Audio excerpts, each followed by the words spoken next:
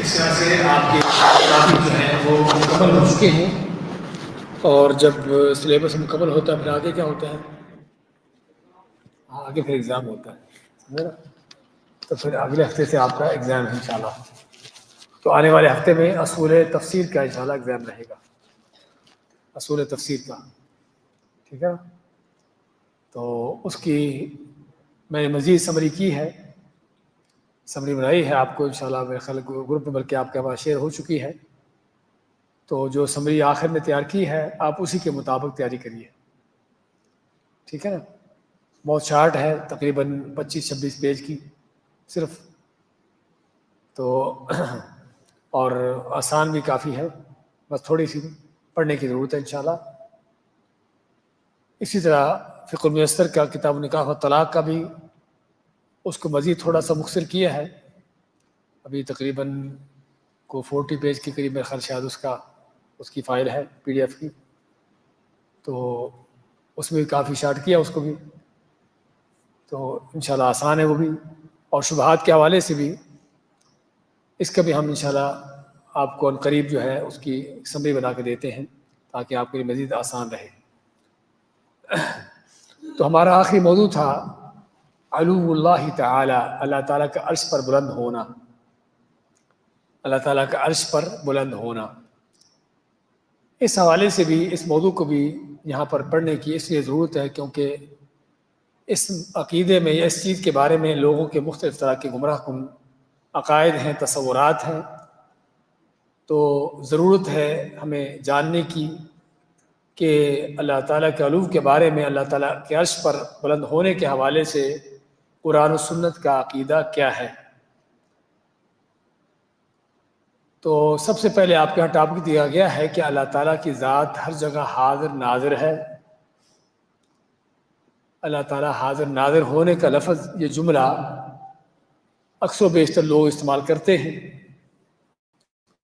اگر آپ سے پوچھا جائے کہ یہ جملہ کہنا کیسا ہے، صحیح ہے یا غلط ہے؟ ہاں؟ اللہ تعالیٰ حاضر ناظر نہیں، وہ جو کہتے ہیں وہ علم کو ان کے ہاں کوئی نہیں ہوتا، اللہ تعالیٰ کی ذات کے بارے میں کہتے ہیں۔ ہاں جی، کہ اللہ تعالیٰ کے بارے میں کہہ رہا کہ اللہ تعالیٰ حاضر ناظر ہے، بلکہ بعض اوقات کسی کو یقین دلاتے ہوئے کہتے ہیں کہ میں اللہ کو حاضر ناظر یعنی جان کر کہتا ہوں، یہ بات کرتا ہوں۔ تو اس کے بارے میں کیا خیال ہے؟ صحیح ہے غلط ہے؟ غلط ہے، سبھی کا یہی خیال ہے غلط ہے۔ کیوں غلط ہے؟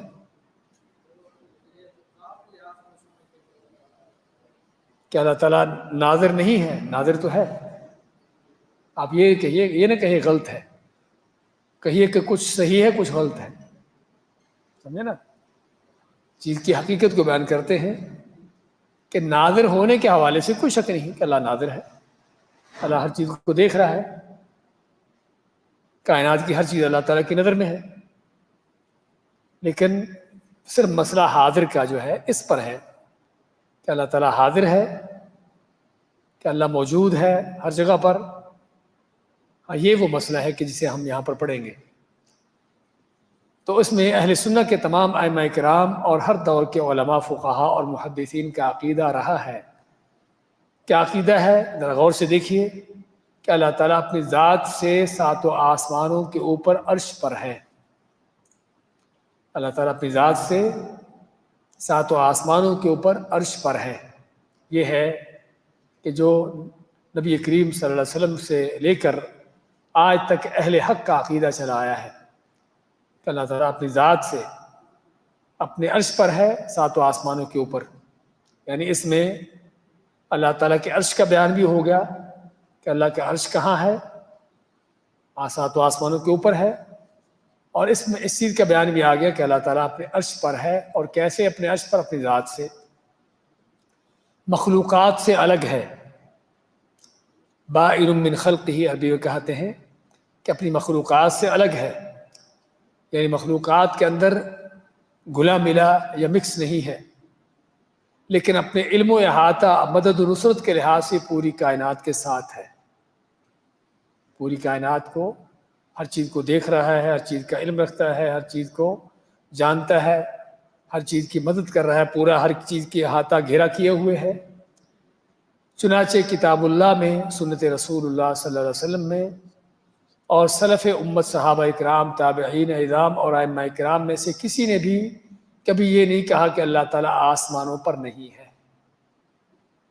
یعنی صحابہ میں سے، تابعین، ائمہ اکرام اور ان کے منہج پر، طریقے پر چلنے والے آج تک کے جتنے بھی اہل حق گزرے ہیں یا موجود ہیں، کسی نے آج تک نہیں کہا کہ اللہ تعالیٰ جو ہے وہ آسمانوں پر نہیں ہے، یا یہ کہ وہ عرش پر ہونے کے ساتھ زمین پر بھی ہے، کہ اللہ تعالیٰ کی ذات عرش پر بھی ہے، اللہ کی ذات زمین پر بھی ہے۔ دیکھیے ذرا غور کیجئے، ہم یہاں پر چاہیں گے تھوڑا مسئلے کو سمجھنا۔ مسئلہ ہو رہا ہے اللہ تعالیٰ کے بیان کا، اللہ تعالیٰ کی ذات سے، تو اللہ تعالیٰ کی ذات عرش پر ہے، اور اہل حق میں سے کوئی یہ نہیں کہتا کہ اللہ تعالیٰ کی ذات زمین پر بھی ہے۔ سمجھے نا؟ اللہ اپنی ذات سے زمین پر ہے، ایسا کوئی نہیں کہتا۔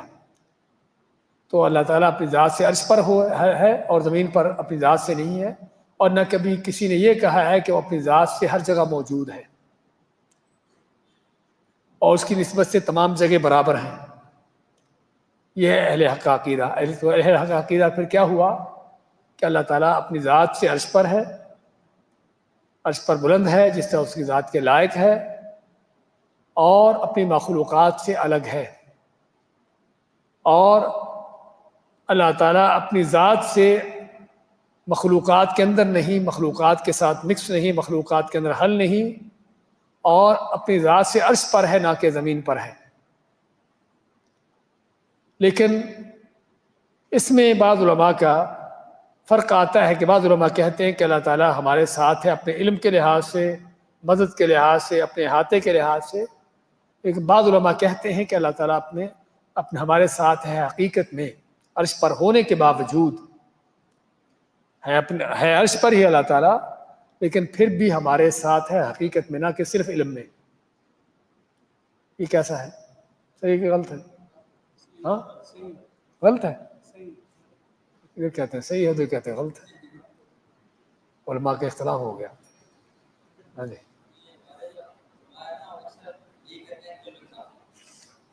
دیکھیے اس میں چاہوں گا ذرا اس موضوع کو سمجھا جائے۔ ابن تیمیہ رحمۃ اللہ علیہ اور ان کے بعد محقق علماء جس میں شیخ ابن عثیمین رحمۃ اللہ علیہ اور حافظ عبدالسلام بن محمد جن کی تفسیر ہے، انہوں نے بھی یہی چیز بیان کی ہے کہ اللہ تعالیٰ اپنی ذات سے عرش پر ہے، لیکن عرش پر ہونے کے باوجود، اپنی ذات سے عرش پر ہی ہے لیکن عرش پر ہونے کے باوجود ہمارے ساتھ حقیقت میں ہے، نہ کہ صرف علم میں۔ کیونکہ وہ کہتے ہیں کہ اگر ہم یہ کہتے ہیں کہ اللہ تعالیٰ ہمارے ساتھ علم میں ہے، مدد میں ہے، نصرت میں، تو یہ تعویل ہوگی، جبکہ اللہ تعالیٰ فرماتا ہے کہ میں تمہارے ساتھ ہوں۔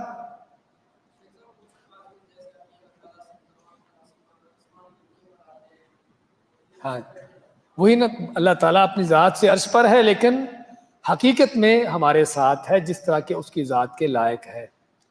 حقیقت میں ہمارے ساتھ صرف علم سے نہیں، علم سے تو ہے ہی، لیکن حقیقت میں بھی عرش پر ہونے کے باوجود ہمارے ساتھ ہے۔ سمجھے نا؟ اس کی ذات عرش پر ہے، اس میں وہ بھی گمراہ کن عقیدہ نہیں کہ اللہ تعالیٰ ہر جگہ موجود ہے۔ سمجھے نا؟ وہ بھی عقیدہ نہیں کہ اللہ تعالیٰ اپنی ذات سے ہر جگہ موجود ہے، وہ بھی اس عقیدے کے برخلاف ہے جو کہتے ہیں کہ اللہ تعالیٰ اپنی ذات سے ہر جگہ موجود ہے۔ یہ بہت گھنونا عقیدہ ہے کہ اللہ تعالیٰ کو دنیا کی گندی سے گندی، بدترین سے بدترین جگہوں پر بھی اللہ تعالیٰ کو ڈال دیا، سینموں کے اندر، گٹروں میں، اور کیا کچھ غلاصیں ہیں دنیا کے اندر، ہر جگہ اللہ تعالیٰ ہر جگہ موجود ہونے کا معنی ان کا کیا کہنا ہے کہ اپنی ذات سے ہے، اور اس میں اللہ تعالیٰ کے حصے جز بھی بنا دیے گئے ہیں کہ پوری کائنات میں اس کو بکھیر دیا گیا ہے۔ لیکن جو کہتے ہیں کہ اللہ تعالیٰ اپنی ذات سے عرش پر ہے، لیکن عرش پر ہونے کے باوجود ہمارے ساتھ حقیقت میں ہے، یہ آپ کیسے سمجھیں گے؟ کیسے اس کی سمجھ آئے گی؟ وہ سمجھاتے ہیں اس طرح سے کہ عربوں میں کہا جاتا، اور ہم بھی کہتے ہیں کہ ہم چلتے رہے اور چاند ہمارے ساتھ تھا، ہم سفر کرتے رہے اور چاند ہمارے ساتھ تھا، ہمارے ساتھ ساتھ رہا۔ آپ کبھی رات کے وقت سفر کرو دیکھو چاند کو، اپنی گاڑی بھگا رہے ہو اور چاند بھی ایسے محسوس ہو رہا ہے جیسے آپ کے ساتھ ساتھ بھاگ رہا ہے، ایسے ہے نا؟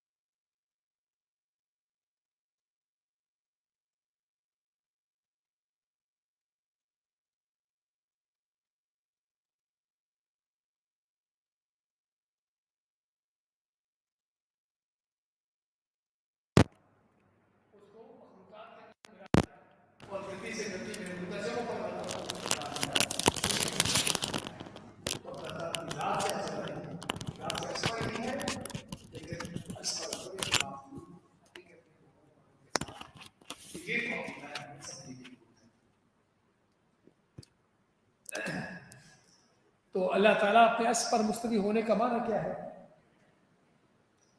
اللہ تعالیٰ اپنے عرش پر مستوی ہے۔ قرآن کریم کی 6 آیتیں ہیں کہ جن میں اللہ نے اس چیز کو ذکر کیا ہے۔ الرحمن علی العرش استویٰ، سورۃ طٰہٰ میں، کہ رحمان اللہ تعالیٰ عرش پر بلند ہے، مستوی ہے۔ کیسے مستوی ہے؟ اب جو اہل حق ہے وہ کہتے ہیں کہ جس طرح اس کی ذات کے لائق ہے۔ امام مالک رحمۃ اللہ علیہ سے پوچھا گیا کیا معنی ہے الرحمن علی العرش استویٰ کا؟ تو امام مالک فرماتے ہیں الاستواء معلوم، کہ استواء کا معنی کسی چیز پر بلند ہونے کا معنی معلوم ہے، کہ کسی چیز پر اونچا ہونا، بلند ہونا، یہ تو ہم جانتے ہیں کہ اللہ تعالیٰ اپنے عرش پر بلند ہے۔ لیکن کیف مجہول، لیکن کیسے ہے اس کا ہم کو علم نہیں ہے۔ اللہ تعالیٰ کیسے عرش پر بلند ہے، اللہ نے ہم کو اس کا علم نہیں دیا۔ اور اس چیز پر ایمان لانا کہ اللہ تعالیٰ اپنے عرش پر بلند ہے ہم پر واجب ہے، فرض ہے، کیونکہ اللہ نے یہ عقیدہ قرآن میں بیان کیا ہے۔ اللہ نے خود اپنے بارے فرمایا ہے کہ وہ عرش پر بلند ہے، تو جب اللہ نے خود بیان کیا کہ اللہ عرش پر بلند ہے تو ہمارا بھی پھر فرض بنتا ہے کہ ہم اس چیز پر ایمان لائیں۔ اور اس کے متعلق سوال کرنا بدعت ہے۔ بدعت کیوں ہے؟ کیونکہ صحابہ کرام نے یہ سوال نہیں کیا تھا۔ قرآن کی آیت پڑھی انہوں نے، یہ آیتیں پڑھی اللہ تعالیٰ کے عرش پر بلند ہونے کی، لیکن انہوں نے نہیں پوچھا آپ صلی اللہ علیہ وسلم سے کہ اللہ تعالیٰ کیسے بلند ہے۔ تو ہمارا بھی حق نہیں بنتا، ہمیں بھی جائز نہیں کہ ہم یہ سوال کریں، بلکہ جس طرح سے اللہ نے بیان کیا اسی طرح سے اس پر ایمان لائیں، یہ ہمارا فرض بنتا ہے۔ تو یہ ہے اللہ تعالیٰ کے عرش پر بلند ہونے کا جو اہل سنت کا، اہل حق کا عقیدہ ہے کہ اللہ تعالیٰ اپنے عرش پر بلند ہے جس طرح اس کی ذات کے لائق ہے، اور اس پر ایمان لانا ہمارا فرض ہے۔ لیکن وہ کیسے بلند ہے، کیسے اپنے عرش پر بلند ہے، اس کا ہمیں بتایا نہیں گیا، اور نہ ہم اس چیز کی کیفیت کو جان سکتے ہیں۔ اچھا، جو باطل پرست ہیں وہ جو اللہ تعالیٰ کے عرش پر بلند ہونے کا انکار کرتے ہیں، ان کی کیا حجتیں ہیں؟ وہ کہتے ہیں کہ اللہ تعالیٰ اگر اپنے عرش پر ہے تو کیا عرش نے اللہ تعالیٰ کا گھیرا کیے ہوئے ہے؟ عرش بڑا ہے کہ اللہ بڑا ہے؟ سمجھے نا؟ عرش پر بلند ہے تو کیا اس کا مطلب کہ اللہ تعالیٰ عرش کا محتاج ہے؟ کہ جیسے بادشاہ اپنے عرش کے معنی تخت، عرش کے معنی تخت، تو جیسے بادشاہ تخت پر بیٹھتا ہے، تخت ہے تو بیٹھے گا نا، تخت نہیں تو کہاں بیٹھے گا؟ اس کا معنی کہ بادشاہ تخت کا محتاج ہے۔ تو ان جاہلوں کے بھی اس طرح کے فلسفے کہ اگر ہم یہ کہیں کہ اللہ تعالیٰ عرش پر ہے تو پھر تو اللہ تعالیٰ عرش کے اوپر بٹھا دیا اس کو ہم نے، اللہ تعالیٰ کو عرش کا محتاج بنا دیا، اور پھر یہ کہ پھر اس کا معنی کہ تخت پھر بڑا ہونا چاہیے اللہ تعالیٰ سے، سمجھے نا؟ اب یہ تو نہیں کہ آپ کسی تخت پر بیٹھے ہو اور آپ تخت سے بڑے ہو، یہ کیسے ہو سکتا ہے؟ اور طرح طرح کے ان کے گمراہ کن فلسفے جو عقل سے اڑے، اس سے صرف اس عقیدے کو جھٹلانے کے لیے، اس عقیدے کو ٹھکرانے کے لیے گھڑے ہیں اپنی طرف سے۔ ہم کہتے ہیں کہ اللہ تعالیٰ نے اپنے بارے میں بیان کیا کہ اس پر بلند ہے، کیسے بلند ہے ہم کو یہ نہیں بتایا، ہمارا ایمان لانا فرض ہے، اور کیفیت کو اللہ پر چھوڑے۔ کیسے بلند ہے؟ عرش بڑا ہے، اللہ تعالیٰ بڑا ہے، کیا نہیں، عرش نے اللہ تعالیٰ نے عرش نے اللہ تعالیٰ کا گھیرا کیا ہوا ہے، ایسی چیزیں جب اللہ نے ہمیں بیان ہی نہیں کی، اور نہ ہمیں ان چیزوں میں جانے کی ضرورت ہے، سمجھے نا؟ تو یہ ہے کہ جو اہل باطل کے گمراہ کن قسم کے شبہات ہیں کہ اگر اللہ تعالیٰ کو عرش پر کہتے ہیں تو عرش کو محتاج بنا دیتے ہیں، عرش کو اللہ سے بڑا بنا دیتے ہیں، عرش اللہ تعالیٰ کے گھیرا کیے ہوگا، پھر یہ ہوگا اور وہ ہوگا۔ ہم کہیں گے کہ یہ وہ چیزیں ہیں کہ جو غیبی عالم کی ہیں، ان چیزوں کے اندر ہمیں جانے کی اجازت ہی نہیں ہے، یہ نہیں کہ ضرورت نہیں، اجازت نہیں ہمیں۔ اور اللہ تعالیٰ کے حوالے سے عموماً جو فارمولہ ہے وہ کیا ہے کہ اللہ تعالیٰ کے صفات کے بارے میں، اللہ تعالیٰ کے بارے میں ہم وہی بات کر سکتے ہیں جو قرآن و سنت میں بیان کی گئی ہے۔ اللہ تعالیٰ کس سمت میں ہے، جہت، سمت، گھیرا کیا ہونا، احاطہ کیا ہونا، ایسی چیزیں اللہ نے بیان نہیں کی، تو ہمیں بھی اس چیزیں بیان کرنے کی ضرورت نہیں ہے، نہ ان چیزوں میں جانے کی ضرورت ہے۔ اللہ تعالیٰ جسم ہے نہیں ہے، اللہ نے بیان کیا اپنے بارے میں؟ کچھ نہیں بیان کیا، تو ہمیں بھی ضرورت نہیں ہے۔ اس لیے اللہ تعالیٰ کے حوالے سے ہمیں بات چیت کرتے بڑے محتاط ہونے کی ضرورت ہے۔ محتاط کیا ہے کہ صرف وہی بات کرے، اتنی ہی بات کرے جتنی قرآن سنت میں آئی ہے،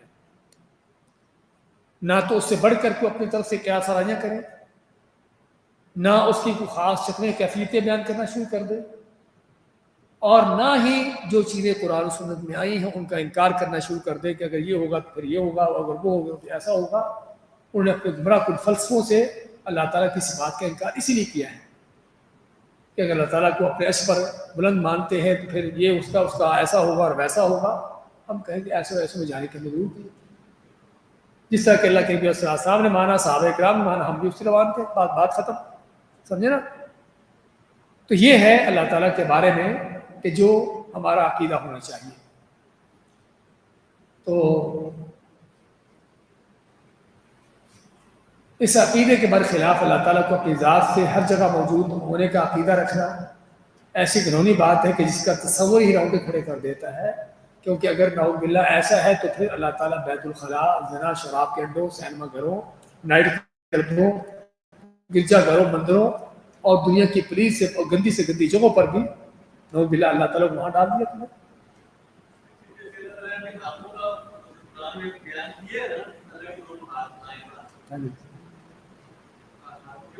بالکل، بل یداہ مبسوطتان، اللہ تعالیٰ کے دونوں ہاتھ کھلے ہیں، اشارہ ہے سورۃ مائدہ میں۔ بالکل، اس لیے ہاتھوں کی بات کی بھائی نے، اب اللہ نے اپنے ہاتھ کا بیان کیا ہے کہ اللہ کے دو ہاتھ ہیں اور دونوں ہاتھ دائیں ہیں۔ یہ بھی حدیث میں ہے کہ اللہ تعالیٰ کے دونوں ہاتھ دائیں ہیں، کلتا یداہ یمین۔ اچھا، اب ہاتھ ہے، اہل حق ہیں وہ اللہ تعالیٰ کے ہاتھ ثابت کرتے ہیں کہ اللہ کے ہاتھ ہے، جس طرح کہ اللہ کی ذات کے لائق ہے، سمجھے نا؟ وہ صرف قبضہ قدرت نہیں ہے۔ ہاں، جنہوں نے انکار کیا ہے، کچھ تو ویسے ہاتھوں کا انکار ہی کر دیا کہ ہے ہی نہیں سرے سے، کہ اگر یہ ثابت کریں گے تو اس کا مطلب کہ اللہ کو مخلوقات کے ساتھ ملا دیا، تشبیہ دے دیا، کر دیا، وہ کر دیا، ویسے انکار کر دیا۔ اور کچھ کہتے ہیں انکار تو ہم نہیں کرتے لیکن حقیقی ہاتھ کو نہیں مانتے، کہ ہاتھ تو ہے لیکن حقیقت نہیں۔ پھر ہاتھ کا معنی کیا ہے؟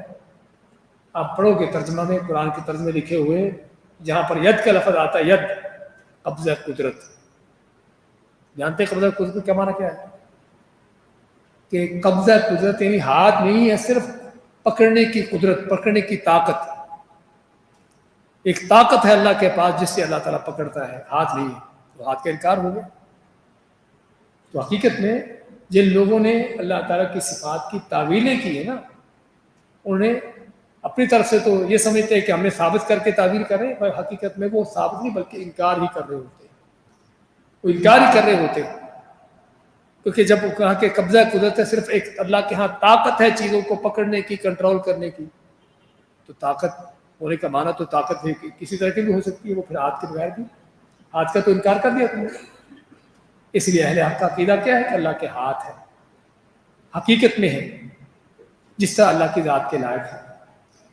ہاتھ ہیں نہ تو مخلوقات سے ملتے جلتے ہیں، مشابہ ہیں، نہ اس کی کیفیت ہم جانتے کیسی ہے، جیسا اللہ تعالیٰ کی ذات کے لائق ہے ویسے ہیں، لیکن حقیقت میں ہاتھ ہے.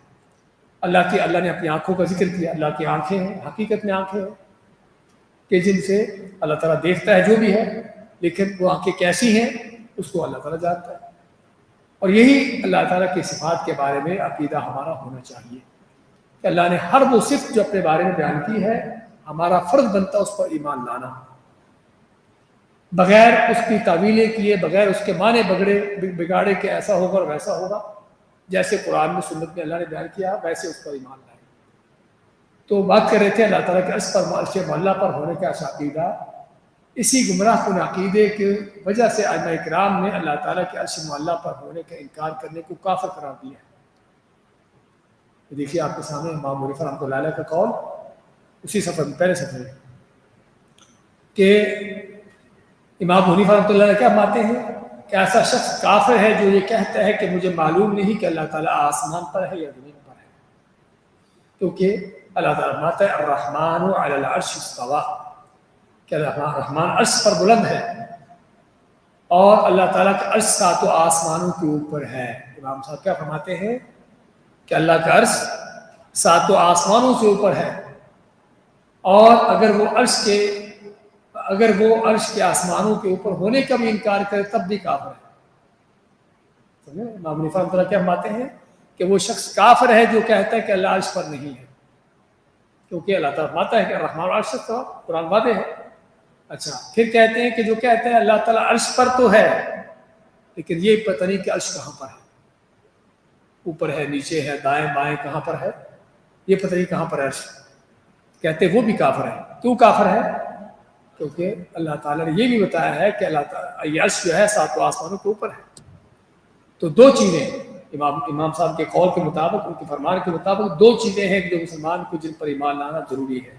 ایک تو اس بات پر ایمان لانا کہ اللہ تعالیٰ عرش پر ہے، اور دوسرا یہ کہ اللہ تعالیٰ کا عرش ساتوں آسمانوں کے اوپر ہے. اللہ کا عرش ساتوں آسمانوں کے اوپر ہے.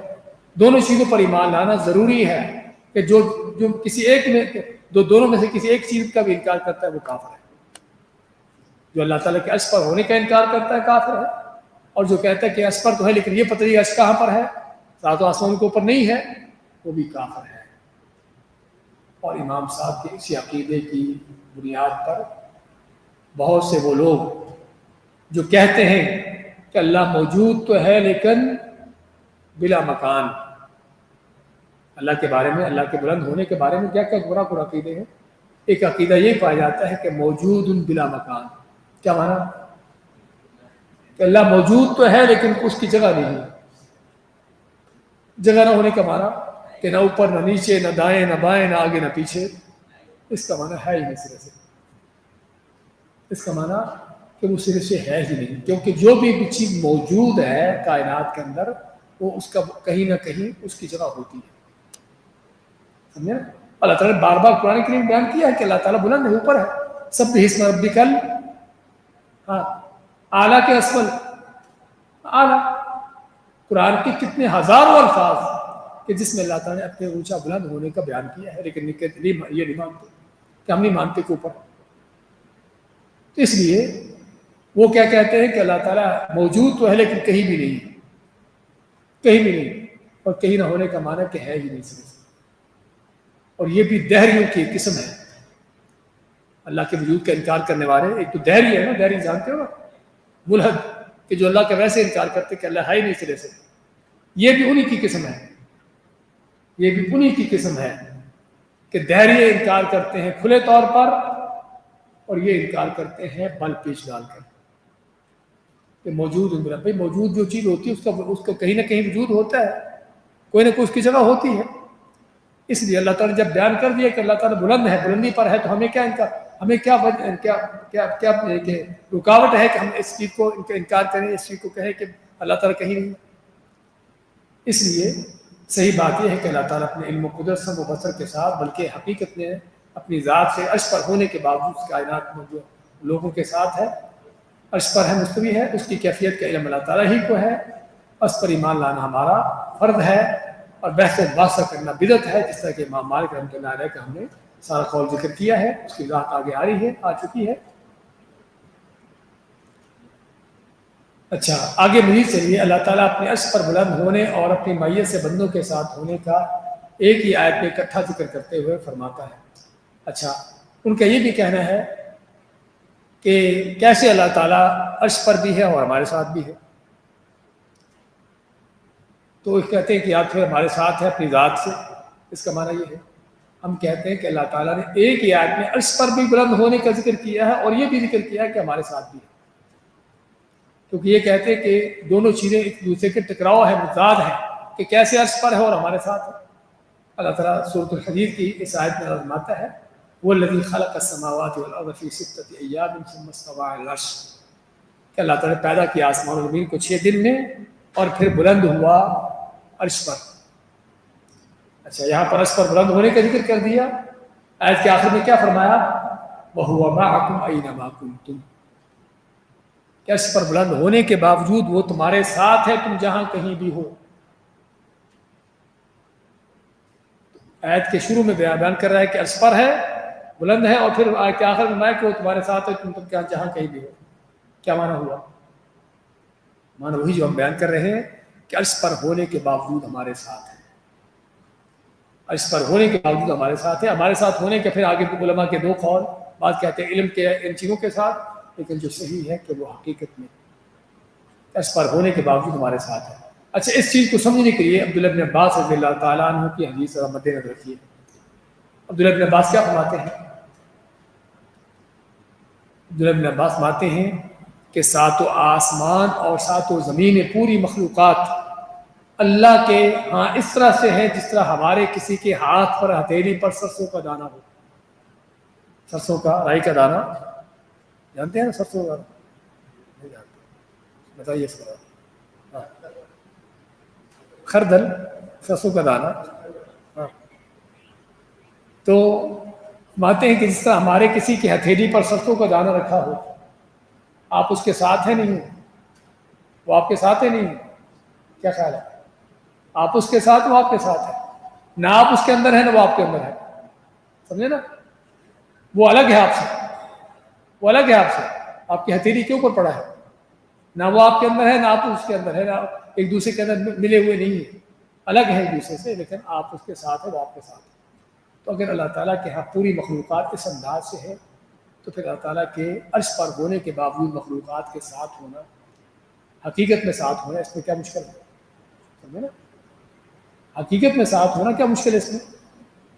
تو اس لیے اللہ تعالیٰ عرش پر ہونے کے اپنی ذات سے عرش پر ہے، لیکن اس کے باوجود بھی اپنی مخلوقات کے ساتھ ہے، جس طرح کہ اس کی ذات کے لائق ہے۔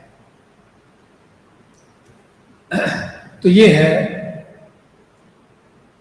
اچھا، جو کہتے ہیں کہ اللہ تعالیٰ ہر جگہ موجود ہے اپنی ذات سے، ان کی کیا دلیلیں ہیں؟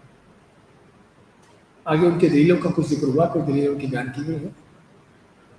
وہی سورۃ الحدید کی پہلی آیت جو ہم نے ذکر کی تھی، اصل تو وہ آیت اللہ تعالیٰ کے عرش پر بلند ہونے کی اور مخلوقات کے ساتھ اپنی ذات سے عرش پر ہونے کے بعد مخلوقات کے ساتھ ہونے کی دلیل ہے، لیکن انہیں اسی دلیل کو پلٹ کر کیا کیا؟ اللہ کے ہر جگہ موجود ہونے کی دلیل بنا دیا۔ وَهُوَ مَعَكُمْ أَيْنَمَا كُنتُمْ، کہ تم جہاں کہیں بھی ہو وہ تمہارے ساتھ ہے۔ کہتے کیسے ساتھ ہے؟ تم اپنی ذات سے ساتھ ہے۔ عرش کو خالی کر دیا، اللہ تعالیٰ کی ذات کو ہر جگہ اور ہر چیز میں اس کو ڈال دیا۔ اسی طرح دوسری آیت میں اللہ فرماتا ہے فَأَيْنَمَا تُوَلُّوا فَثَمَّ وَجْهُ اللَّهِ، تم جدھر کہیں بھی جاؤ وہی اللہ کا رخ اس کی سمت ہے۔ اچھا، وجہ اللہ کے دو معنی کیے جاتے ہیں، ایک وجہ کے معنی چہرہ، وہ اللہ کا چہرہ ہے اللہ کا، اور دوسرا وجہ کے معنی سمت۔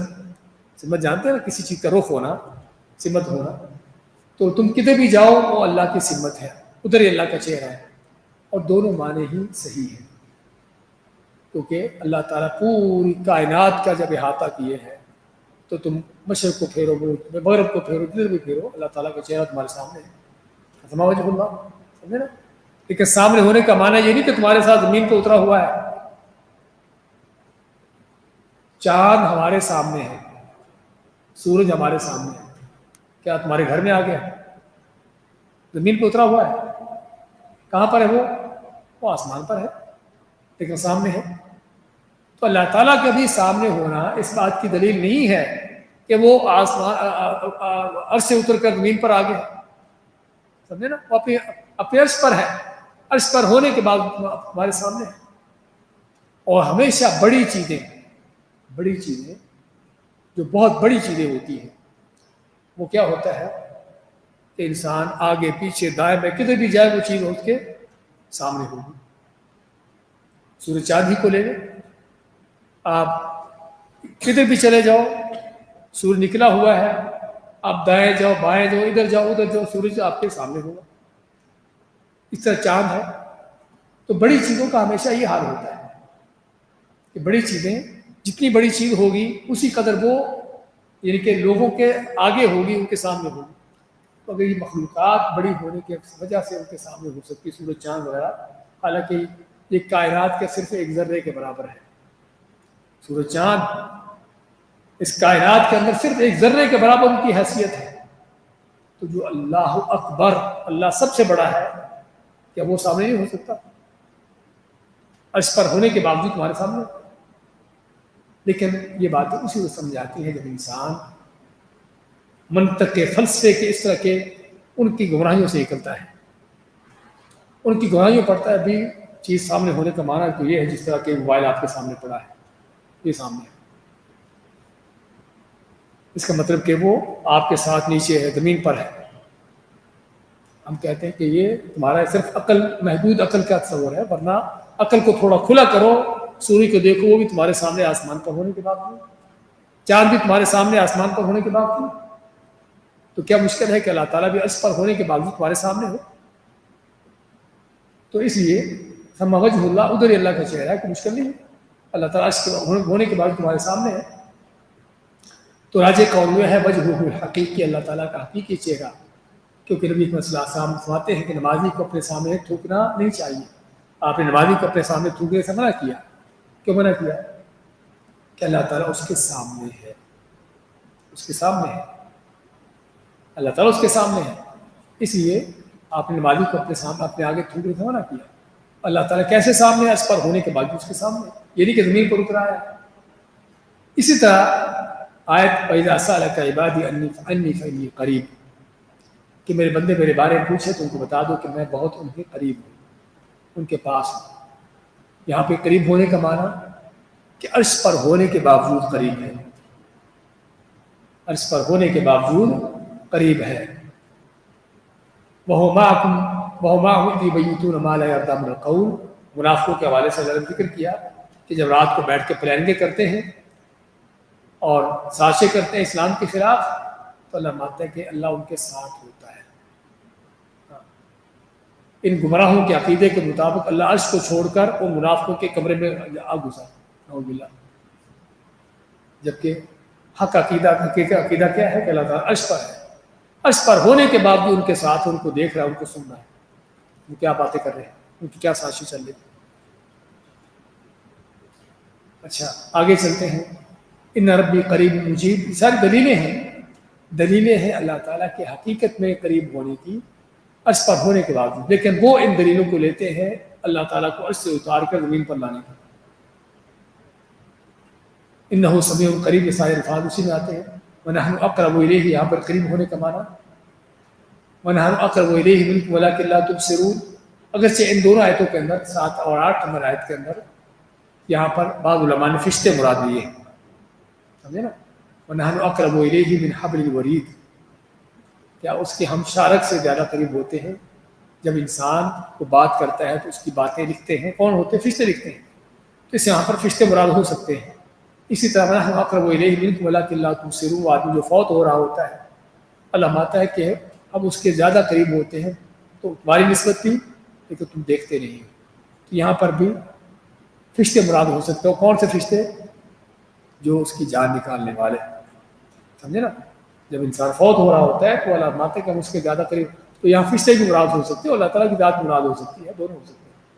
9 نمبر آیت میں مَا يَكُونُ مِن نَجْوَىٰ ثَلَاثَةٍ إِلَّا هُوَ رَابِعُهُمْ، کہ کوئی بھی 3 نہیں ہوتے مگر چوتھا ان کا اللہ ہوتا ہے. یہاں پر بھی کہتے ہیں کہ اس کا مطلب کیا، 3 آدمی سرگوشی کر رہے ہیں تو اللہ تعالیٰ بھی آسمان کو چھوڑ کر نعوذ باللہ چوتھا ان کے ساتھ آ گیا. اچھا ان کے ساتھ تو آ گیا اللہ تعالیٰ، باقی پوری دنیا کچھ 4 آدمی یہاں پر سرگوشی کر رہے ہیں، 4 وہاں پر کر رہے ہیں، کچھ 10 وہاں پر کر رہے ہیں. اور اس کا مطلب اللہ تعالیٰ کو تم نے کچھ یہاں پر ڈال دیا، وہاں ڈال دیا، وہاں ڈال دیا، اللہ تعالیٰ کے حصے جوز بنا دیے. عجیب بات ہے. اس لیے عقیدہ حق کیا ہے؟ اللہ تعالیٰ عرش پر ہے. عرش پر ہونے کے بعد پوری کائنات میں جہاں جہاں کوئی ہے اللہ ان کے ساتھ ہے. عرش پر ہونے کے بعد یہ ہے جو عقیدہ حق ہے. اور اس عقیدے کے اندر ہی انسان ان گمراہیوں سے نکلتا ہے. پھر ورنہ ان 4 کے ساتھ تو تم نے اللہ کو بٹھا دیا، باقی ساری دنیا خالی کرتی ہے اللہ تعالیٰ سے. یا پھر ان 4 کے ساتھ بھی ہے کچھ حصہ ان 4 کے ساتھ ہے، کچھ حصہ اور ان کے ساتھ ہے. کیا خیال ہے؟ ایسا ہے. اس لیے جو حق کا عقیدہ اپنانے میں ہی انسان کی عافیت ہے، نہ اس میں کچھ شیطانی فلسفے پیدا ہوتے ہیں، نہ کوئی گمراہی اس میں آتی ہے. کہ اللہ تعالیٰ کو عرش پر مانو کہ عرش پر ہے، عرش پر ہونے کے باوجود پوری کائنات کو دیکھ رہا ہے، سن رہا ہے، ہر چیز ہے جہاں کہیں بھی دنیا میں ہے تو. اچھا شبہ ان آیت میں کیا ہے؟ ان آیات کو ظاہر پر لیا جائے ثابت ہوتا ہے کہ اللہ تعالیٰ کی ذات ہر جگہ بندوں کے ساتھ ہے. جواب کیا ہے؟ ان آیات کو مکمل طور پر لیا جائے تو ان کے ساتھ سماعت سے واضح ہوتا ہے کہ یہاں اللہ تعالیٰ کی ذات مراد نہیں ہے بلکہ اللہ کی مائیت علمی طور پر دیکھنے سننے کے لحاظ سے، ان چیزوں کے لحاظ سے کہ یہ ہے جو ان آیتوں سے ظاہر ہوتا ہے. اچھا مزید 10 نمبر دیکھیں دلیل بڑی کبھی دلیل ہے. معاویہ بن حکم سلمی صحابی ہیں، ان کی لونڈی بکری چراتی تھی تو ایک دن انہوں نے دیکھا بکری ایک کم ہے. پوچھا لونڈی سے کہ بکری کم کیا ہے، کیوں ہے، کہاں گئی بکری؟ تو لونڈی نے بتایا کہ اس کا بھیڑیا اٹھا کے لے گیا تھا، بھیڑیا کھا گیا تھا. تو ان کو غصہ آیا، لونڈی کو تھپڑ مارا غصے میں. تو اس کے بعد ان کو احساس ہوا کہ میں نے لونڈی پر زیادتی کی ہے، تو لونڈی کو آزاد کرنے کا انہوں نے ارادہ کیا. اور ویسے بھی آزاد کرنا چاہیے شرعی طور پر. اگر مالک جو ہے اپنے غلام یا لونڈی کو ایسی مارتا ہے کہ جس میں اس کے جسم پر اس کو یعنی کہ ایسی چیز تو اس کو آزاد کرنا چاہیے. تو انہوں نے اس کو آزاد کرنے کا فیصلہ کیا. آپ کے پاس ہے، آپ کا مشورہ لینے کے لیے کہ میں اس کو آزاد کرنا چاہتا ہوں، آپ ماتی کو اس کو لے کے آؤ. جب لے کے آئے تو آپ کے سامنے اس حدیث میں ہے، آپ اس لونڈی سے پوچھتے ہیں این اللہ، اللہ کہاں ہے؟ اچھا یہاں پر یہ بھی ہمارے ہاں گمراہ لوگوں کے ہاں این اللہ، اللہ کہاں ہے، یہ کہنا ہی کفر ہے، یہ سوال کرنا ہی کفر ہے. اور یہ مولوی سب سے پہلے کفر کا فتویٰ کس پر لگا رہے ہیں؟ نبی کی صاحب پر. دیکھیے کیا گمراہی کی انتہا ہے. اللہ کی جیسے پوچھتے لونڈی سے این اللہ، اللہ کہاں ہے، مولوی کہتا ہے این اللہ کہنا ہی کفر ہے، یہ سوال کرنا ہی کفر ہے. تو سب سے پہلے فتویٰ کس پر لگا؟ آپ سب سمجھتے ہو. اس کے بعد ان کے اپنے امام پر لگا کہ جو امام کہتے ہیں کہ اللہ تعالیٰ عرش پر ہے. خیر آپ لوڑی سے سوال کیا اللہ کہاں ہے، اس نے زبان سے بھی کہا فی السماء اور اشارہ بھی کیا ساتھ. زبان سے بول کر بھی کہا فی السماء، اللہ آسمانوں پر ہے. اور یہاں پر ایک اور چیز غور کی، اکثر بیشتر اللہ تعالیٰ کے جب آسمانوں پر ذکر آتا ہے تو فی کے لفظ کے ساتھ. فی کا معنی کیا ہوتا ہے؟ میں. اللہ آسمانوں میں ہے. آسمانوں میں ہونے کا معنی کہ آسمانوں کے اندر ہے، لیکن فی کا لفظ جو ہے بعض اوقات اعلیٰ کے معنی میں آتا ہے. اعلیٰ کے معنی کیا ہوتا ہے؟ کس چیز کے اوپر. فَامْشُوا فِي مَنَاكِبِهَا، ہاں زمین کے اندر چلو یا اوپر چلو، کہاں چلتے ہیں زمین کے اندر؟ سنو کے کھود کے اندر چلتے ہوں گے خیر، ہم ورنہ تو زمین کے اوپر چلتے ہیں. اس لیے فی کا لفظ جو ہے نا اگرچہ میں کے معنی میں آتا ہے، لیکن بہت سی جگہوں پر فی کا معنی اعلیٰ بھی ہوتا ہے، اوپر. تو یہاں پر جہاں بھی آسمانوں کے حوالے سے اللہ تعالیٰ کا ذکر آتا ہے کہ اللہ تعالیٰ آسمانوں فی میں آسمانوں پر، آسمانوں کے اوپر. تو لوگ بھی کہتے ہیں فی السماء یعنی آسمانوں پر ہے، اور ساتھ ہی اشارہ کرتی ہے. آپ پوچھتے ہیں میں کون ہوں، آپ کہتے ہیں کہ آپ اللہ کے رسول ہو. آمات آتی کہا فإنہا مؤمنہ، لونڈی کو آزاد کر دو کہ یہ مومن ہے. مومن ہونے کی دلیل کیا ہے؟ اللہ کو عرش پر ماننا، آپ کو اللہ کا رسول ماننا، یہ مومن ہونے کی دلیل ہے. اس کا مفہوم کیا ہے کہ جو اللہ تعالیٰ کو عرش پر نہیں مانتا، جو اللہ تعالیٰ کو اوپر نہیں کہتا، وہ کافر ہے، مومن نہیں ہے. جو آپ کو اللہ کا رسول نہیں مانتا وہ کافر ہے، مومن نہیں ہے. صاف سی بات ہے. کیونکہ ہم پہلے بھی ذکر کر چکے ہیں، ہر دلیل کا آیت ہو یا حدیث ہو، ایک اس کا منطوق ظاہری لفظ ہوتا ہے جو اس لفظ سے معنی ملتا ہے، دوسرا اس کو کیا ہوتا ہے؟ مفہوم. مفہوم کا معنی کہ ظاہر معنی تو یہ ہے کہ اللہ تعالیٰ، اس نے کہا کہ اللہ عرش پر ہے، آپ مانتے کہ مومن ہے. اس نے کہا کہ اللہ اوپر ہے، اس کا معنی کہ مومن ہے. جو کہتا ہے کہ اللہ اوپر نہیں ہے پھر کیا مطلب؟ کہ مومن نہیں ہے. یہ مفہوم اس کا. بارک اللہ فیک، جزاکم اللہ خیر. اسی پر اتفاق کرتے ہیں. یہ آذان کے بعد تھوڑا سا آپ کو مزید دے دیتے ہیں.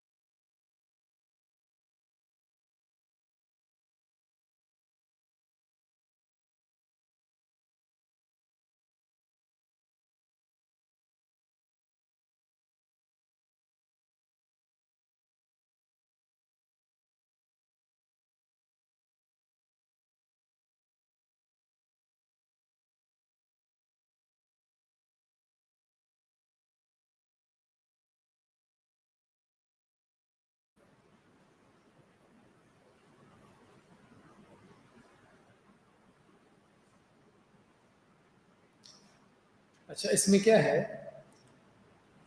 اس حدیث کا، اس طرح کی چیزوں کا کیا کہتے ہیں کہ اللہ تعالیٰ فی السماء کا معنی کہ اللہ تعالیٰ کا اس کی منزلت، اس کا مقام، اس کا مرتبہ.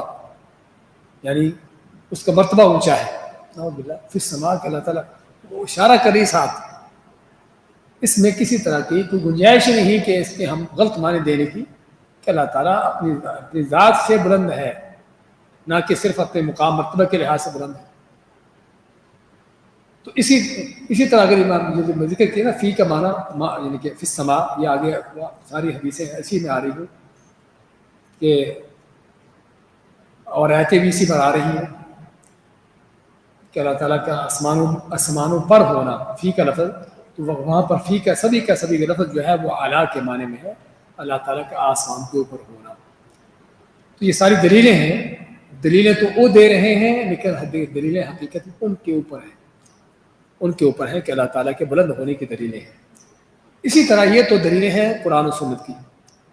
عقل اور فطرت بھی اسی بات کی دلیل ہے کہ اللہ تعالیٰ کہاں ہے؟ بلند ہے. اللہ تعالیٰ بلندی پر ہے، بلند ہے. کیا عقل اور فطرت کی کیا دلیل ہے؟ آدمی دعا کرتے ہوئے ہاتھ نیچے کو کرتا ہے یا اوپر کو اٹھاتا ہے؟ ہاتھ اوپر اٹھانا کس بات کی دلیل ہے؟ ہاں، بعض مولوی کہتے ہیں کہ وہ صرف عادت ہے، وہ صرف عادت ہوتی ہے لوگوں کے ہاتھ اوپر اٹھانے کی. یہ عادت کہاں سے پڑ گئی؟ عادت کیوں پڑی ہے؟ ہاں، عادت تو ہے، چلو عادت مان لیا اس کو، دیکھیے عادت کہاں سے پڑی، کس چیز سے پڑی عادت؟ نیچے کو عادت کیوں نہیں پڑی؟ ہاتھ ایسے کیوں نہیں کیے؟ سمجھے؟ اوپر کیوں کیا؟ یہ ہے فطرت انسان کی. انسان نہیں بلکہ ہر مخلوق کی. اللہ نے فطری طور پر بھی ہر چیز کو اس کے اندر فطرت رکھی ہے کہ اللہ تعالیٰ کو بلندی پر، علو پر اس کو جاننا. ہاتھ اٹھاتے ہیں پاؤں کے لیے، اوپر اٹھاتے ہیں. کسی جانور کو بھی کوئی تکلیف ہوتی ہے تو سر اوپر کو اٹھاتا ہے. سمجھے نا؟ جانور بھی یہ وہ فطرت ہے اللہ نے جو ہر مخلوق کے اندر رکھی ہے کہ فطری طور پر ہر چیز جو ہے وہ یعنی کہ اوپر دعا میں ہاتھ اوپر، سر اوپر اٹھانا. اسی طرح قرآن کریم میں جگہ جگہ پر اللہ تعالیٰ نے اپنے حکموں کو نازل کرنے کا حکم بیان کیا ہے. انا انزلناہ فی لیلۃ القدر. انزلنا کے معنی نازل. نازل کہاں سے ہوتا ہے؟ نیچے سے اوپر یا اوپر سے نیچے؟ اچھا، اوپر سے نیچے آیا. کس کی طرف سے آیا؟ اوپر سے کون بھیج رہا ہے؟ ہاں، اللہ خود نعوذ باللہ کہیں نیچے ہے اور اوپر کوئی اسے فرشتے بٹھا رکھے چیزوں کو بھیجنے کے لیے. عجیب فلسفے ہیں. جو رب کائنات ہے، جو حکم نازل کر رہا ہے، جو قرآن نازل کر رہا ہے، وہ اوپر ہے. اس کی طرف سے حکم نازل ہو، اس کی طرف سے تقریر نازل ہو رہی ہے، اس کی طرف سے احکام نازل ہو رہے ہیں. سمجھے نا؟ اچھا، اس کی طرف احکام چڑھ رہے ہیں. الیہ یصعد الکلم الطیب، اس کی طرف چڑھ رہے ہیں. چڑھنے کا معنی کیا ہے؟ نیچے کے اوپر کو جا رہا ہے. یہ ساری دلیلیں ایک نہیں، عقل کی، فطرت کی دلیلیں کہ جو واقعی اللہ تعالیٰ کے بلند ہونے کی دلیلیں ہیں. بارک اللہ فیکم، جزاکم اللہ خیر.